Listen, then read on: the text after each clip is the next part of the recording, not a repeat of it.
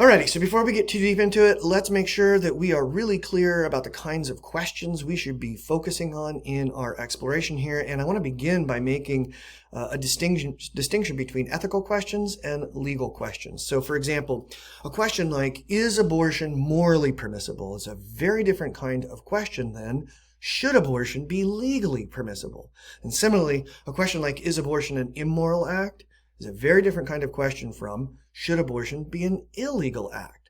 And I'm beginning with this distinction between moral questions and legal questions because I notice that in discussions of abortion, people will oftentimes run very quickly towards legal principle, towards legal precedent.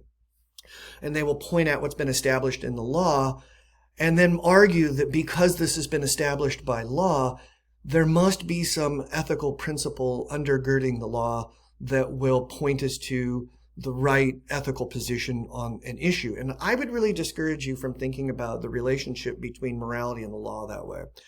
I don't think it's safe to use the law as a guide towards what's ethical, because there are plenty of things that are perfectly legal that most people would regard as profoundly immoral, right? So it's perfectly legal here in California, at least, to cheat on your spouse, to lie to your spouse, right? You will not be punished by the judicial system for doing either one of those things.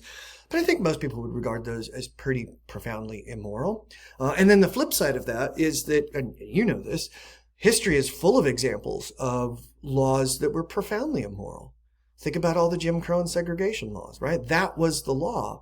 But most people would regard those laws as profoundly immoral. So we're going to be focusing in on ethical, not legal issues, and looking towards ethical principles, not legal ones, to help us understand what our position should be on this issue. And the central question for us is going to be this. Is a fetus or a baby, you pick the terminology you're most comfortable with for this exploration, is a fetus or baby within the circle of moral considerability? Okay, that's our main question here. Is a fetus or a baby included within the circle of moral considerability? And you're saying to yourself, well, what in the heck is the circle of moral considerability? Fair question. The circles of moral considerability are conceptual tools that we can use in ethics to help delineate those things that can be wronged from those things that cannot.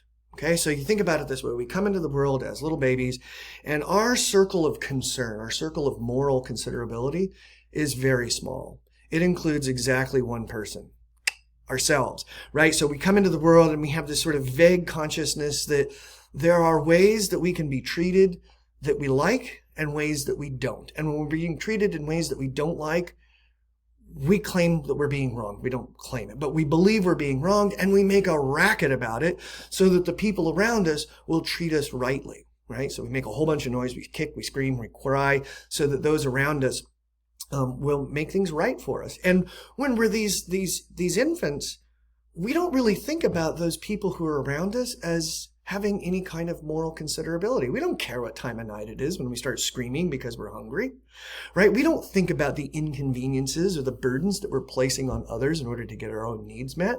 They don't really register, those others who are providing us all the things that we need. They don't really register on our scale as beings who need to be considered morally. But eventually they will, right? Because we're going to grow up and we're going to mature. And we're going to get to this point where we recognize that, well, there are right and wrong ways not just to treat me, but also there are right and wrong ways to treat my mom and my dad, my brother and my sister. And then this maybe expands out to my friends, and I can feel moral indignation when I see my friends being wronged by somebody. And you can imagine this circle of moral considerability. As I develop and mature, it just expands further and further, and pretty soon it's including people I've never even met, that I can feel a sense of moral outrage for the ways that people around the world that I will never meet are being treated.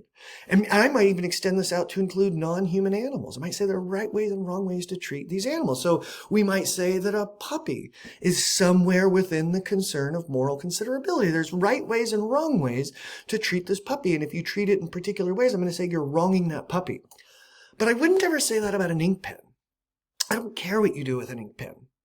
You can't wrong an ink pen. You want to take a perfectly good ink pen and you want to break it, throw it in the garbage? Fine.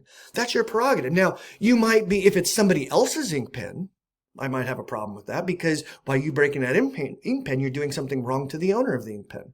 Or I might have an issue if breaking that ink pen is somehow bad for the environment or a waste of resources or something along those lines. But again, it's not the pen that's being wronged in the same way that the puppy's being wronged if we harm it. So the question for us is this fetus, this baby that's developing, more like the ink pen or more like the puppy? And I asked you to start thinking about this in your thought primer by asking you what I think is a really difficult question, which is, when does something become someone, right?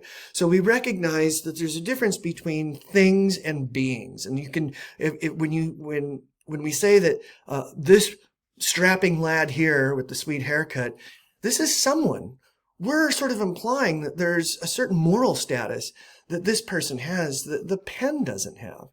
And a question to ask is, all right, so I can clearly see a difference between this young man here and an egg at the moment of fertilization. But when does this fertilized egg become something morally like this guy here? And when does this guy here become something less than someone? Okay? And these are really difficult questions to answer. And it's one way to approach this question of abortion and the moral considerability of the fetus or developing baby. But it's a really difficult path into this question of abortion. Well, I shouldn't say it that way. It's a really difficult way to try to figure out the ethics of abortion. And that's what the philosopher Don Marquis is going to point out to us at the outset of his argument about abortion. And we'll take that up in the next lecture.